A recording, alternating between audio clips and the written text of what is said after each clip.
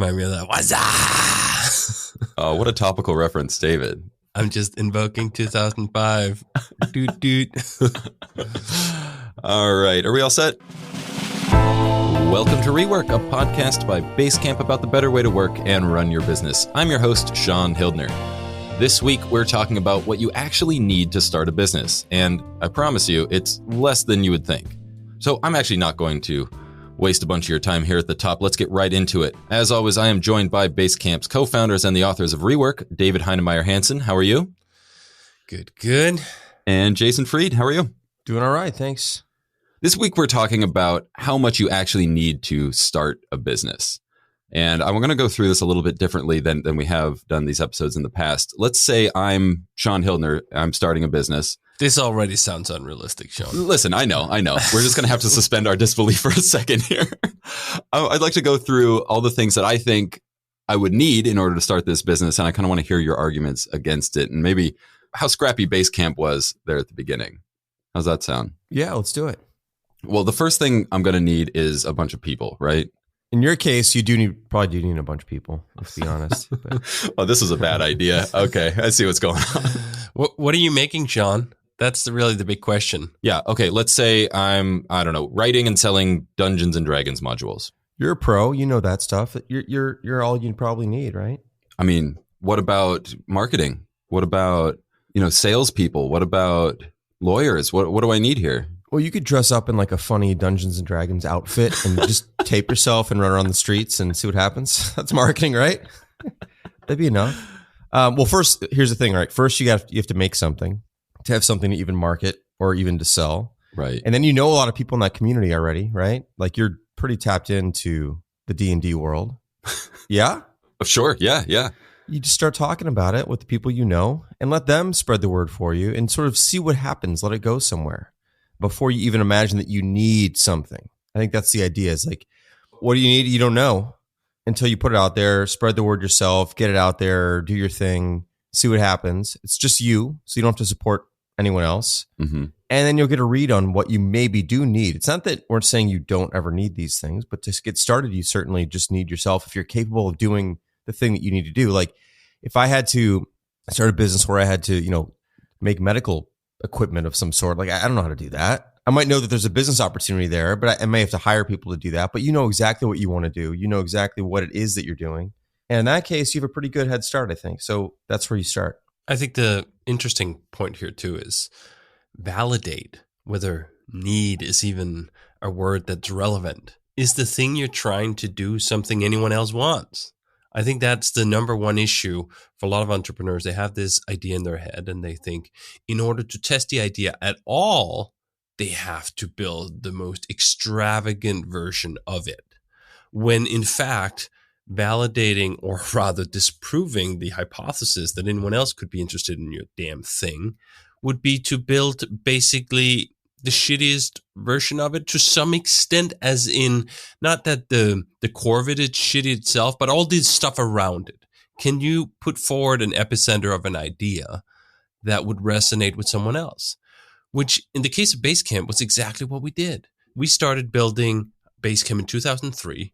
With how many people? There was 4 people at the company at the time, and not even all 4 were dedicated to this from the outset because the company was doing other things at the same time. But we started putting really basic elements together and then first proving, do we even want it? This is one of those first tests for an idea that, hey, if you're making a thing, would you want to use this? If you can't even convince yourself, which is actually harder than it sounds, if you can't convince yourself that this thing you actually made was something you would actually use, yeah, you're not going to have any chance convincing anyone else. And we convinced ourselves very quickly that essentially, I think the first 2 features were like, it was essentially a blog plus to-dos or something like that we built. And that was enough. And we started using it for real, with real things on a real project. And that provided that drive to keep going. And then we're like, all right, we've cleared that hurdle. We want to use this ourselves. Again, harder than it sounds. I've tried personally to build a substantial number of ideas where I start building it and then 5 minutes into it or a day later, I don't even want to really use it. And I'm like, all right, I guess that wasn't it. But in my head, I had this vision. Yeah, of course, this is going to be great. So first checkpoint, can you convince yourself to use the thing you're building? Checkpoint 2, if you show it to someone else, are they just politely saying, oh, that's nice. Yeah, I could see someone would want that.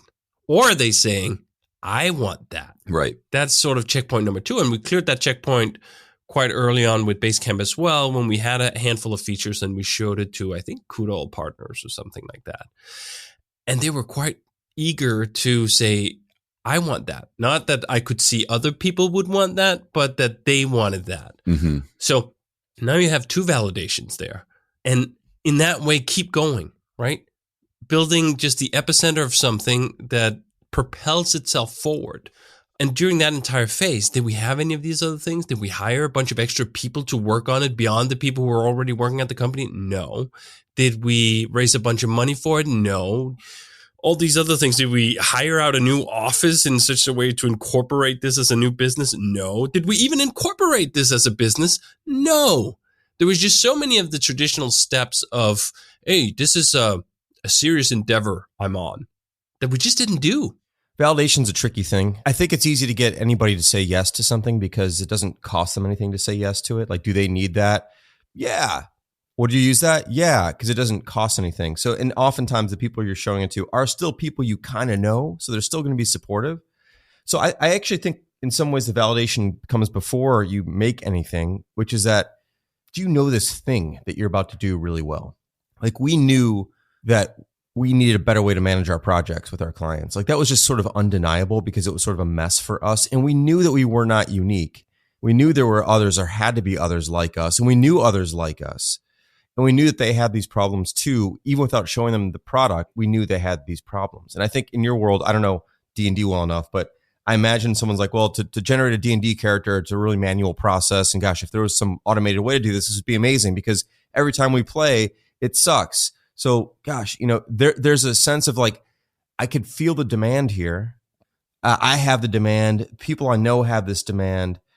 I just think it's tricky to build part of it and ask people if they would use it. That's kind of the whole MVP world, which is, I'm not a big fan of that personally. I think you should figure out if you're going to build the thing and make it. You can make a simple version of it, but asking people along the way if they'd use it, I think it's a hard way to get an honest answer. Well, the next thing I'll need when I start this business, I failed to listen to last week's episode, so I assume I will need a bunch of money, especially outside funding. It all depends on whether you can build it yourself, which I think is the key that unlocks so much of what this book proposes. Mm-hmm. Because if you can't build things yourself, a lot of the advice needs to be modified, because then you do need if not other people's money, you just need to be very rich. That's also a very good way to start a business. Just already have a bunch of money so that you can hire people and pay them to do things for you. But if that's not the case, which it is not for most people, right? The key is you have to be able to build things yourself. Because if you can, then that investment and that need is like your time. And for your example, I think a lot of info products, essentially, it's never been easier if you even just know the domain. If you just know the D&D stuff, can you set up billing? Can you sell things online? Do you know what? 2004, that was surprisingly hard still.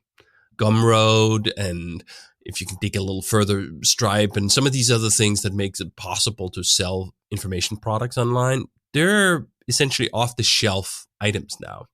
So the whole need part becomes a lot easier if you can just simply use a mass market tool. All right, can I set up Gumroad plus Squarespace plus a MailChimp plus a Twitter account plus a YouTube channel? Yeah, you probably could without even having any particular skills beyond the epicenter of what you're working on. Like, hey, I'm really good at D&D stuff. I can talk it up. I can develop that audience. A lot of this, as the first question you went with, I need a lot of marketing. Yeah, you do. You do need marketing. That doesn't mean you have to buy it. Right. You don't have to hire a PR firm. Right. You don't have to hire a PR firm. You don't have to buy ads. Our entire approach, which we cover in some of the other chapters, is essentially building that audience. Are you just interesting enough that people would want to listen to you? And then if people want to listen to you, do they eventually perhaps want to buy from you? If you can't even make them listen to you, what you have to say, can you identify the problems that they have and speak to those? If you fail at that task, your odds of being able to sell them something, very low. One of the things I always loved about Steve Jobs' demos, whenever he was demoing something big, was he always started with the problem. He always started with like, here's why this thing needs to exist. And you'd be like nodding along before you even knew what he was selling, because he was illuminating the problem and going like, and you'd go, yeah, that's a thing that annoys me too. That's so much of what marketing is. You're illuminating a demand that didn't know it was there, right? With Basecamp today, half of the business that we get are people we essentially convert from email. 5 minutes ago, they didn't know they needed a project management or collaboration tool. They just like, I'm just sending emails. Like, what's wrong with that? Well, maybe they find out on their own after they drop the ball a few times and things fall through the cracks that like something is wrong, but they don't necessarily even know 100% what that is. Basecamp, and if you land on the site, tries to illuminate that problem. Hey, all this stuff is falling through the cracks. You're not following up in a timely manner. All these ways we're identifying for it. And you can do all that before you even have anything to sell. And I think that that's a way to just figure out, like, do you actually have the chops to illuminate the problem in such a way that you can excite others to a potential solution? If you can't do that, yeah, it's going to be a little harder. One of the other things I'm going to definitely need is time. I mean, I should probably quit my job and hang up my podcast hat and, get down to work full time on this project in order to start this business, right? If you say yes right now, Jason, this is... No, of course not. I'm just trying to delay the inevitable. I mean, what we recommend typically doing is you start something on the side and you see what happens. Now, you've got to make sure that you can start something on the side with your employment contract wherever you are. Not all companies let you do something on the side, especially if it's close to the business that you're in. Right. But let's say that's cleared. You'd start on the side. A few hours here, a few hours there, figure it out.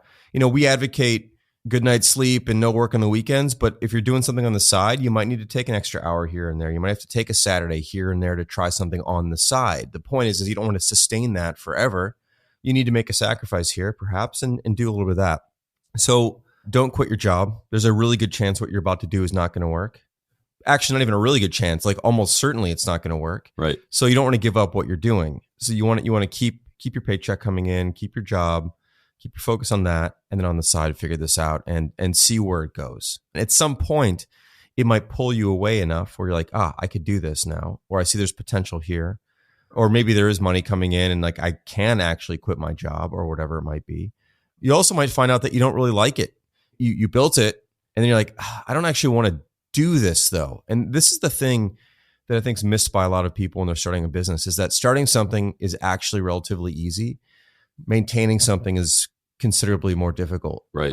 It requires sustained effort. It requires a lot of monotonous work and dealing with things and people you don't want to deal with sometimes, and problems and all this stuff. It's like keeping the lights on is really, really hard. It's exciting to make something new, but then you're stuck with it in a sense. And you can be stuck with it in a good way and enjoy it, but you could also be stuck with it in a bad way and be like, you know what? I don't actually want to be doing this. I'd rather just keep my job and keep this thing a side project. And that's fine too.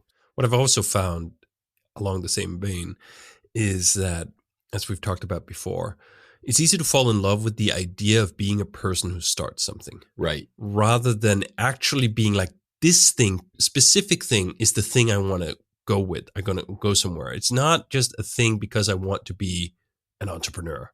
I want to be a starter. I want to do some of those things, because that's sort of an image or an identity to fall in love with, which is quite different from, okay, now we actually have to do it. And what I find when I talk to a lot of entrepreneurs is that they spend a lot of time thinking about that, thinking about like all the things they want to do. Like, how much time have you actually sat down and worked on the idea itself, not the around, not the considerations of where this might go or what you might need, something. No, just the thing itself. What I find is that quite often it's a surprisingly low investment in the epicenter of the thing itself. So for example, if you're doing your D&D generator or whatever, have you actually invested 20, 30, 40, 50 hours in that to try to really work on it? A lot of people haven't. So getting into and validating, first of all, is this something you want to do? Because as Jason says, it sucks. And one of the heuristics I've used on a lot of different projects is, would I want to do this even if it doesn't work? Would I want to do this even if it becomes a failure? Would I look back upon that time and say, the sacrifices I made to create the space for this side project, the Saturdays, the Sundays, the evenings, the whatever that I give up to some extent to try this, totally worth it, even if it doesn't go anywhere? That's a harder question than it sounds, I think. And a lot of people would not ultimately answer yes to that. And I think then the odds are just difficult. As Jason says, the vast majority of everything doesn't work. Why would you give yourself almost certain odds that you're going to say like, well, geez, that sucked? What about physical space? I'll definitely need an office. I may need, if I do print books, I might need a retail space. I'll need some warehouses, right? I think that question would have worked better like 2 years ago.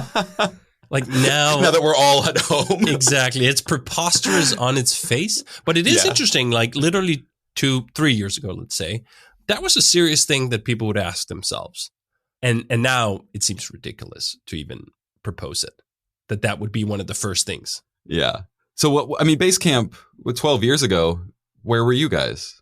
When we started Basecamp, subletting some desks from another business. I think we were renting 5 desks or 3 desks or something like that out from Kudal Partners, who was a company, or still is a company in Chicago that we were friendly with. And then we needed some space. We didn't have a space.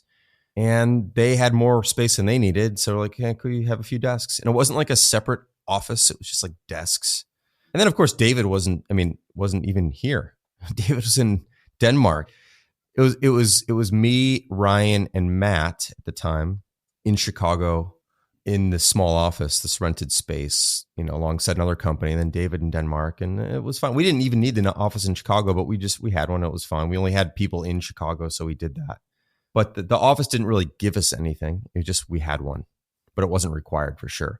And to your point about like warehousing and all the other stuff, like, you know the answer. Like you don't need that. You don't need a warehouse. But also, like, for example, we sell some hay merchandise and some Basecamp stuff, and like you just outsource this to some company, you send them a pallet of goods, and they just take care of the whole thing. And you offload that stuff that isn't really a core competency, and it's never been easier to do any of those things than now. And so, yeah, you really don't need any room to store anything.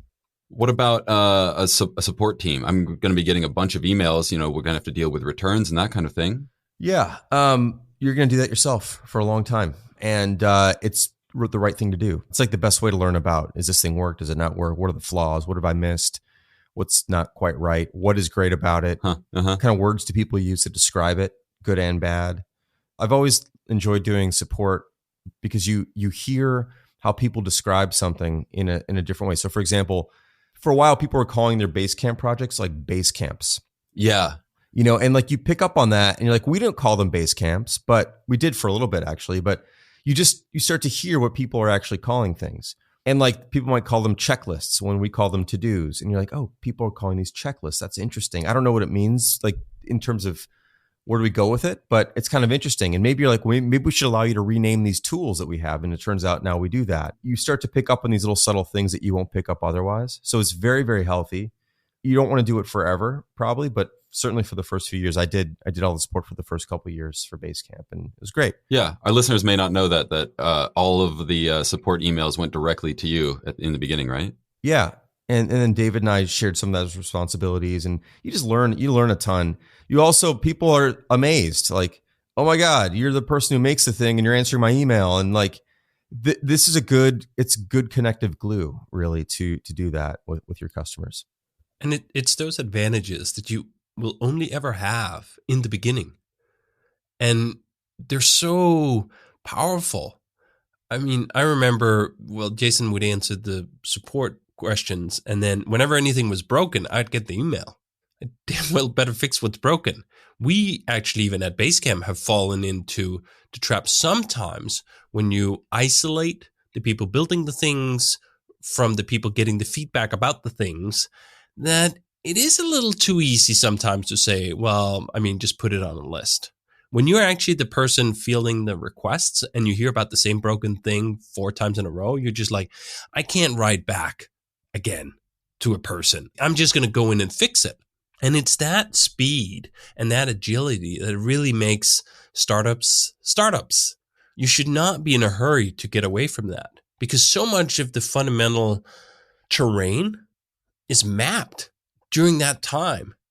And if you jump past that too quickly, you end up in that space where it's all fuzzy. It's all hearsay. Now at Basecamp, a lot of it is hearsay. Jason and I don't answer hundreds of support tickets every day. I think Jason at the end you're doing like 250, 300 emails. I mean, they were very terse replies. I'll give it that. But it was just a volume of feedback that we don't get that volume anymore. Yeah. And something is definitely lost. The bigger the business becomes, the more is lost. The further you're away from your customers, the further away you are from the direct feedback, how they talk, because now you're having essentially their requests paraphrased by other people who will paraphrase them in the language of the business. So you miss out on the subtleties, you miss out on the specifics, and you miss out on the gift of annoyance, of fixing so many things through the annoyance. That you gotta cherish that time and be like, this is really good. And that foundation, that's gonna have to carry you for a long time afterwards. All the stuff that we build up in those early days around that core to what Basecamp is even today. David had a great point in there, which is probably a whole different podcast, but there are significant advantages to being small. And oftentimes companies want to blast right through that phase and move away from that as fast as they can, because they think that they're inferior. They feel like they're not where they want to be eventually, that it's like they're amateurs or whatever. If I can just get to this size, then I'll be a success. Yeah. And we do this thing called Everyone on Support, where we kind of rotate a support thing, but it's not quite the same. You're exposed to that every once in a while. There are disadvantages to being small, big, huge advantages. And that's one of them. You are forced to be closer to the customer. This is really valuable. Yeah. Incredibly valuable. And it comes for free. You have no choice. You have to embrace that versus, now we kind of have to force it. And when you have to force it, and you don't really have to do it. You kind of just sort of don't really, Right. And there's a variety of other things too, but that's a huge advantage of being small. I think the integration that comes from doing everything, all the things we've talked about, you don't need. They're all functions that someone needs to do. It just happens to be that someone is you for all of it. It's one person, right? It's one person. Like Jason or I, we've done every position at this company. And that allows you to have a Spitzgefühl. I'm sorry? That was Danish. It's actually German. Just like it's on your fingertips, that you sort of, what the thing is itself, because you've done it yourself, which gives you all these advantages when you then go on to hire, or when you have to check up, or someone's reporting to you, that you actually know the domain somewhat because you've done the work. And I think that education you're getting in your own business, don't truncate that. I mean, maybe there's a way you could boil a 4-year college degree into 3 months, just like reading, I don't know, summaries. Hey, here's a Crime and Punishment summarized in 2 pages with the major points. Yeah, it's not the same thing. You don't get the same thing out of it. And your business in the early days is allowing you to have this education. Don't try to truncate that.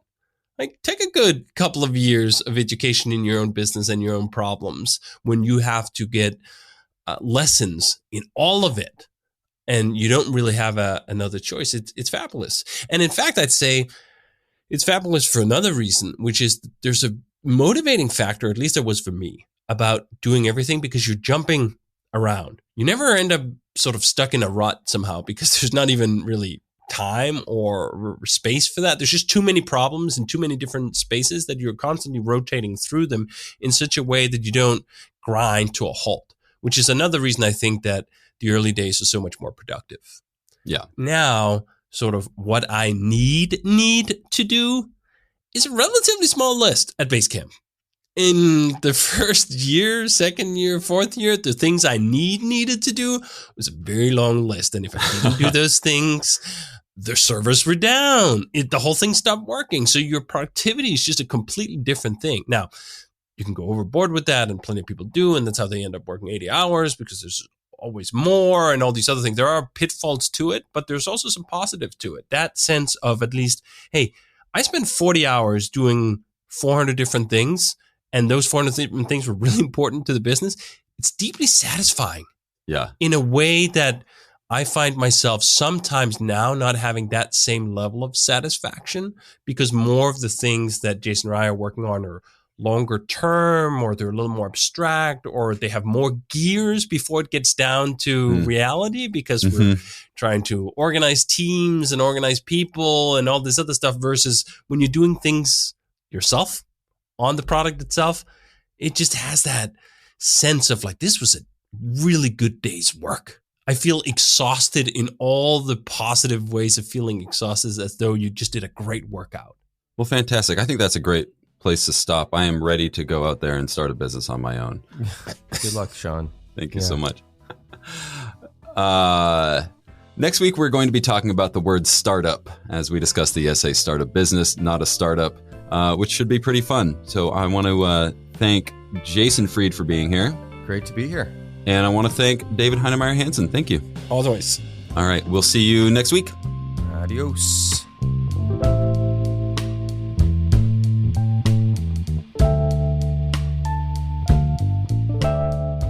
Rework is a production of Basecamp. Our theme music is by Clipart. We're on the web at rework.fm, where you can find show notes and transcripts for this and every episode of Rework. We're also on Twitter at Rework Podcast.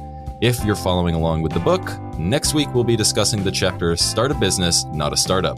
If you like the show, I'd really appreciate it if you would leave a review on Apple Podcasts.